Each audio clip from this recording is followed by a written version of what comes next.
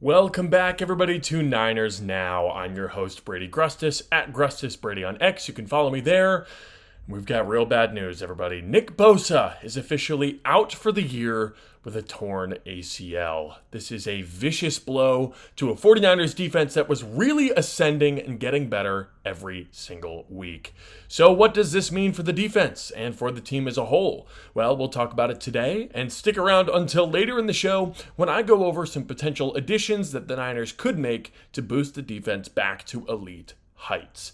But before we begin, go ahead and subscribe down below, leave a like, leave a comment, and let's get into it. Folks, I am recording this after Monday Night Football. My fantasy team just lost in heartbreaking fashion thanks to a real stinker from Zay Flowers. Nick Bosa just tore his ACL. He's done for the year. And I don't know if I have ever been more disappointed while the 49ers are undefeated. It is absolutely crazy that the Niners are 3-0, and yet I feel this dejected about what's going on in the NFL world today. For the third time in his football career, Nick Bosa has torn his ACL. In high school, he partially tore his right ACL. In 2020, he tore his left ACL. And on Sunday, he tore his right ACL once again. It was a clean tear, and he will have surgery to reconstruct it and heal. This is brutal news, right? He's now in question to play in next year's season opener. Like, we're talking about him maybe being available for week 1 of next year. This is an incredibly long recovery. He's definitely done for the year. It's just brutal. Bosa, by the way, is a guy who's really dialed in on his health. He's obviously jacked if you just look at him, but he spends all offseason working on his body, eating right. He was responsible for getting Alfred Collins' diet right. It's just like you couldn't pick a guy who spends more money on his health and on his body, right? More money and more time and more effort. But sometimes you just get unlucky. And he knew it right away. The clip of him giving a thumbs down on the sideline, that is already burned into my mind as one of the defining images of this season. I kind of think about this like boxing, right? The Niners have taken a lot of body shots so far this season, honestly, starting as early as last season. Brandon Ayuk, Malik Mustafa, Brock Purdy, George Kittle, Kevin Givens, Jawan Jennings, all of these like short-term injuries. But with each of those, we were lucky enough to know that, okay, Brock's going to be back. Brandon Ayuk's going to be back midway through this year. Malik Mustafa will be back. George Kittle's going to be back. This is short-term IR. Kevin Givens is going to start the year on PUP or IR. I believe he's on IR, but he'll be back. Jawan Jennings is going to miss week 3, but he'll be back, right? These are all body shots. But this Bosa injury, this feels like a knockout punch done for the year. That is a heavy sentence to say. And you can point to 2020, right? That was the last time that Nick Bosa tore his ACL. And you can say, Robert Saleh led this defense without Bosa to a top 5 ranking back in 2020. And by the way, that was with almost no help from the offense. Shout out Nick Mullins. You'd be correct, right? Robert Saleh did do that. He coached his butt off in 2020. He was really getting guys like Kerry Hyder to have career years, and it's part of what got him hired by the Jets. But regardless, this injury hurts. Bosa's without a doubt one of the top 5 edge rushers in the NFL, and I think he's closer to number 1 than he is to number 5. And anytime you lose someone with that amount of talent, it's going to impact the team negatively. But how much will it affect the Niners? That's my question. At 3-0, will the Niners have a shot at winning the Super Bowl this season? Now, the short answer is no, probably not. But the long answer is a lot more complicated. Because I've been super impressed with the defense so far in this young season. But for most of it, Nick Bosa has been out there, dominating. And we've seen some really impressive plays, of course, from Bryce Huff and Mykel Williams every single week. No doubt about it. But they've been operating as the Robin to Bosa's Batman. Can Mykel or Huff or someone else on the D-line become the Batman in Bosa's absence? That's where I'm really not sure. Huff is playing some of the best football of his career right now, and the Niners need it more than ever. And Mykel was a top 11 pick, and he's getting better every single week. The arrow's pointing up for both of those guys, so I think there is room for hope. Plus, I mean, you look around the rest of the defense and you see the best linebacker room in the NFL. You see a slowly improving secondary with a true number one in Lenore. And you see a defensive tackle group with some legitimately exciting youth. And above it all, the Niners have Robert Saleh, right? So I trust that the Niners will be at least competent defensively for the entire season, even without Bosa. But it's the offense, the decimated offense, that is gonna have to step up in my mind. Without Bosa, there's just less room for error. You can't punt 2 drives in a row in the fourth quarter with only a 1-score lead like you did in week 2. You probably should not be taking safeties in the fourth quarter without Nick Bosa. Now, I know the Niners were able to get the win anyways without Bosa on the field, but still, the offense has got to be sharper. Now, the good news is this. Kyle Shanahan's pretty dialed in right now. He's been much better this year than last, taking advantage of defensive weaknesses. He's got his well-timed screen going. We saw one of those in the game-winning drive on Sunday. One-on-one coverage with Ricky Pearsall, really getting Ricky open, getting him involved, allowing him to make an impact on the game. Even just trying to keep Christian McCaffrey fresh. I know Brian Robinson hasn't been super impressive, but trying our best at least to sort of limit those touches and keep him healthy. And also, the reinforcements are arriving, right? In all likelihood, Brock Purdy will play quarterback for the 49ers on Sunday. He should return to practice this week, according to Kyle Shanahan. We'll see how his foot is holding up, but it looked like he was almost ready to go for week 3. So presumably he'll be ready to go for week 4. I certainly hope so, because Mac's a little dinged up with an injury as well. Also, Demarcus Robinson has officially served his suspension. He will be activated this week. He's back at wide receiver, and that's a welcome bit of news, right? Jawan's still dealing with all sorts of injuries. Jordan Watkins can't get healthy. You've got guys like Kendrick Bourne and MVS and Sky Moore out there playing wide receiver snaps, and Malik Turner was active on game day. Like, it was getting pretty dire, right? We're only a few weeks away, too, from getting George Kittle, maybe Brandon Ayuk back. It's a really weird situation all around, right? Because obviously this is overwhelmingly negative news. But the Niners are 3-0, and they're playing gritty, and they're finding ways to win. They did it again without Nick Bosa. It's just really tricky, and it's hard to know how to feel as a 49ers fan. Hopefully that gritty mentality that the team's got and the clutch plays, hopefully they didn't go down with Bosa. So which 49ers specifically are going to have to step up in Bosa's absence? Well, there's the obvious ones, right? The defensive linemen. Bryce Huff and Mykel Williams will play even more than they have been so far. But backups like Yetur Gross-Matos and Sam Aquanu are going to have to really contribute more than they have in the first couple weeks.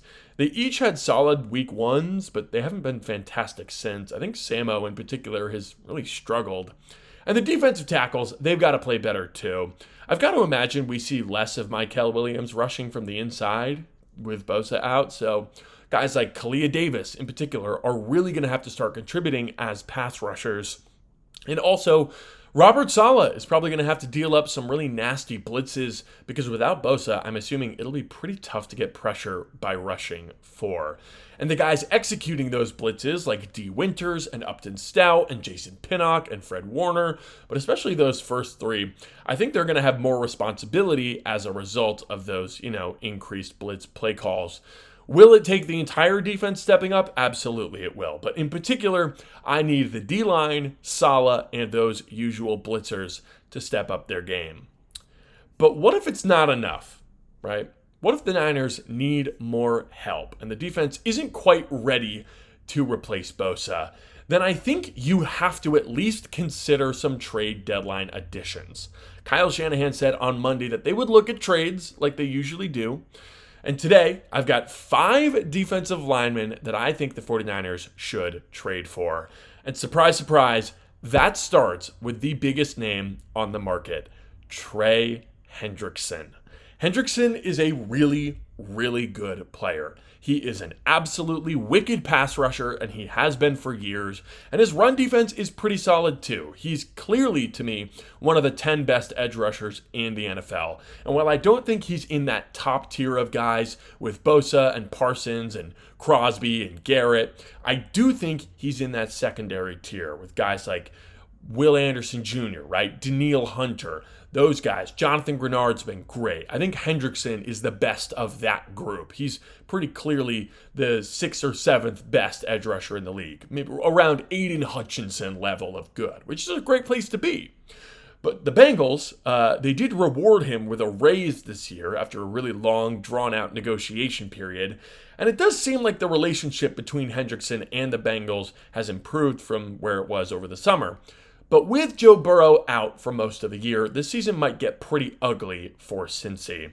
Hendrickson is already 29 and will be both 30 years old and a free agent the next time the Bengals have a real shot at the playoffs.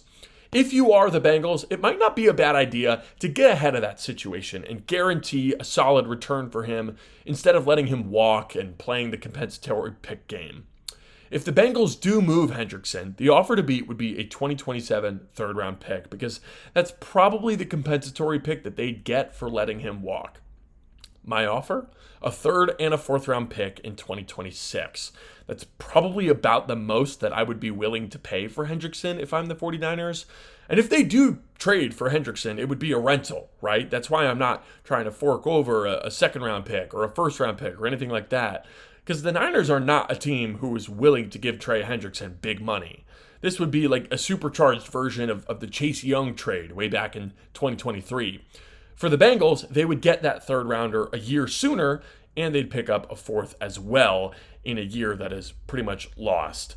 And for Hendrickson, he gets to step into a defense with a much better supporting cast and actually have the chance to make the playoffs this year before securing his bag in the offseason. And for the Niners, you get an elite edge rusher to fill Bosa's shoes for a relative discount. I mean, this makes sense to me for all 3 sides, but I'll admit, I would be pretty surprised if the Bengals hadn't already declined a better offer than a 3rd and a 4th-round pick for Hendrickson. Over the summer, I'm sure they were getting offers with 2nd-round picks, maybe even 1st-round picks, and they've obviously turned all those offers down.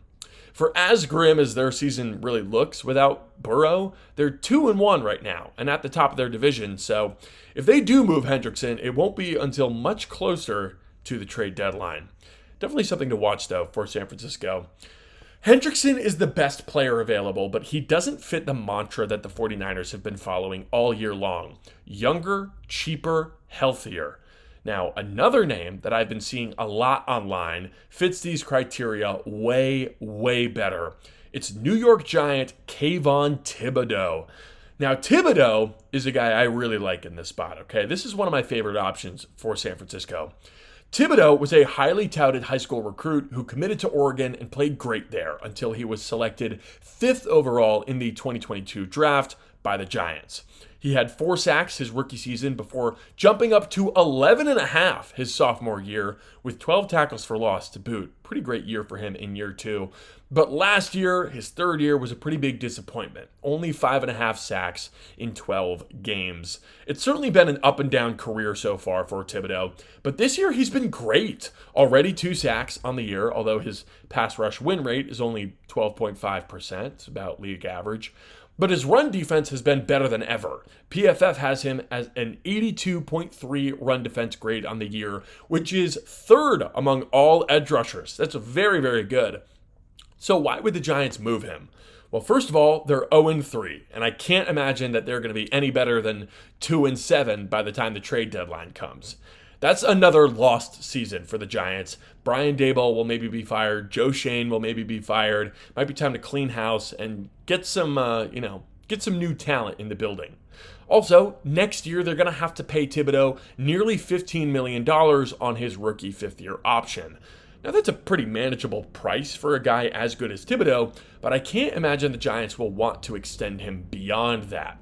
So they just drafted Abdul Carter, by the way, 3rd overall this year, and Carter is already starting to outsnap Thibodeaux. So with how volatile his career has been so far and his contract coming to an end, I could certainly see the Giants wanting to move on from Thibodeaux in a lost season and recoup some draft capital to keep building around Jackson Dart, especially if there are any mid-season firings in the Big Apple. If I'm the Niners, I would offer up a 4th-round pick in 2026 straight up for Thibodeaux. I think that'd be a great deal for the 49ers. The Giants would get to free up some money and get a solid pick in exchange for a guy who was not, gonna start over Abdul Carter anytime soon. And for the Niners, Thibodeau can step in and immediately contribute in this edge rotation. He could play on the edge and stop the run opposite of Mykel Williams, which would free up my guy Bryce Huff to keep playing that pass rush specialist type of role that he's been so good at so far this year. And adding another solid pass rusher on the edge would let Mykel keep rushing over the guards and centers, where he has been awesome so far. But Brady, then the Niners would have the same problem as the Giants do, right? They'd be paying their third edge rusher $15 million next year. And that is true, right? You did get me there. But I think it's much more worth it to do that for a team who is winning football games. It's not like the Niners have no cap space, right? The whole talk in the offseason was, oh, why are the 49ers getting cheaper when they've got all this cap space? And then we had to talk about cash flow and all this sort of stuff, right? But you can fit that Thibodeau contract, absolutely. Especially considering you've got a rookie contract for Mykel Williams and a $5.3 million cap hit for Bryce Huff next year.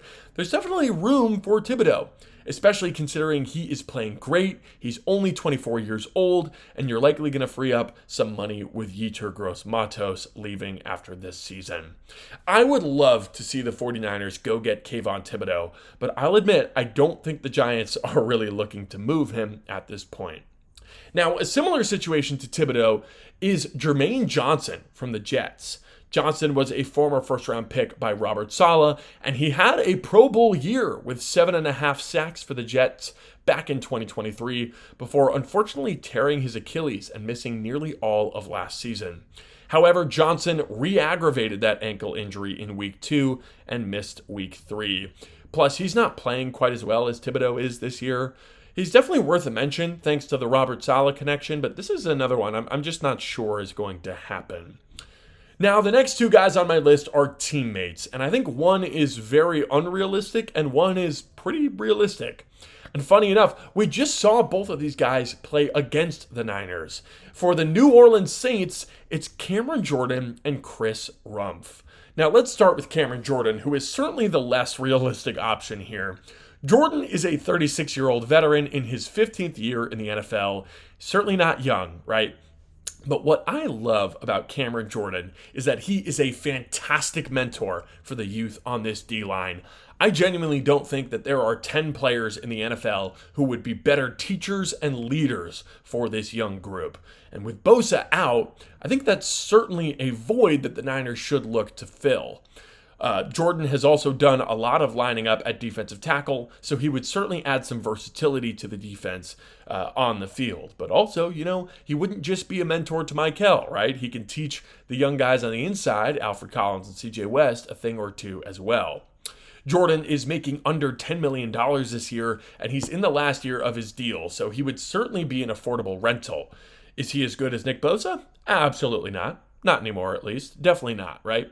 But he's still a good run defender, a savvy veteran, a solid pass rusher, and he would make this defensive line better. Absolutely. Plus, the Saints are 0-3, and they're in one of the worst positions in all of sports. Their salary table is awful. They've got to shed so much money still in order to actually build a viable rebuilding roster. And at 36 years old, you'd think that Cam Jordan would be a pretty great fit. He's 36. He's on an expiring contract. You could get a draft pick back for him because he's still playing well. So why is this so unrealistic? Well, because I think that Cameron Jordan will be a Saint for life. Jordan did break Drew Brees' record for most games played for the New Orleans Saints by a player in their career. And I just don't think that there's any chance that the Saints would sign off on sending him to a new team, especially in a trade. He's a legend in New Orleans, and I think they're just going to keep him until he retires. However, his teammate, Chris Rumph, is a lot more realistic of a target for San Francisco. Rumph is a career backup who spent a couple years with the Chargers before rejoining Brandon Staley in New Orleans this year. He had a sack against the Niners in Week 2. Thought it was a pretty good play. After Colton McKivitz put him on the ground, Rumph was able to battle through the block anyways and get Mac Jones down. I believe he's the one who forced that fumble on Mac Jones. Rumph is graded out pretty well in his limited snaps as well, especially as a run defender. He's got the 11th best run defense grade, according to PFF, of any edge rusher in the league. Now, Rumph is definitely not a Bosa replacement, right? But as a one-year rental, he could certainly play rotation snaps behind Michael and Huff. He'd give good effort and good run defense, and he could scrap out some sacks for you, right? Just like we saw him do in week 2. He's an upgrade on Sam Aquanu and Yetur Gross-Matos, if you will, or at least a guy to sort of fill that role. Now, because of that, I think Rumph would be way cheaper, maybe a 6th round pick, probably a 7th. If we're honest, I was impressed with Rumph in week 2, and I think he'd be a pretty fun fit in San Francisco. And for the Saints, they'd pick up a draft pick and let an older player go. Rumph is already 27. And they'd get to play their young guys like Fadil Diggs. I love Diggs coming out of Syracuse. Now he's in New Orleans, and if Chris Rumph were traded, that would certainly open up some opportunities for Diggs. This Chris Rumph trade would remind me a lot of when the Niners went and got Jordan Willis from the Jets. I believe that was 21, maybe 2020. But Jordan Willis was a guy who was really reliable depth, obviously had that great special teams play in the playoffs, but he was just a guy who could step in, play good run defense, and really kind of hold down the fort while someone like Nick Bosa, or I believe at that time Samson Ebukam, was off the field, right? That's the kind of move that Chris Rumph would be. Now, of course, the Niners also could go internal. They've got a guy I really like, Trevis Gibson, on the practice squad, and he's certainly a guy who's got some pass rushing juice that they could elevate. So we'll see what they do. The trade deadline is after week 9, and between now and then, the Niners play the Jaguars, Rams, Buccaneers, Falcons, Texans, and Giants. If the Niners are 6-3 or better after that Giants game, I think they should absolutely be buyers at the trade deadline. Without Bosa, this might not be a true Super Bowl year, but getting the young guys on this team playoff experience and continuing to build the culture of winning is always a good thing, and to me, that is worth a draft pick or 2. But if the team really struggles and they're like 4-5 at the end of week 9, then I think I'd prefer the Niners just let the young guys play and continue to develop. So what do you think? Should the 49ers trade for another edge rusher? Should it be Trey Hendrickson or one of the other guys I mentioned? Or someone I totally forgot about? Is there anyone that you think the Niners should go trade? Maybe a Jalen Phillips, maybe Danielle Hunter? Let me know down below. And of course, let me know if you enjoyed this episode. Leave a comment, leave a like, and let me know if there's any topics that you'd like to see me cover. Thank you all for watching, and subscribe for 49ers videos 5 days a week. I'm Brady Grustas, at Grustas Brady on X. This has been Niners Now, and I'll see you tomorrow.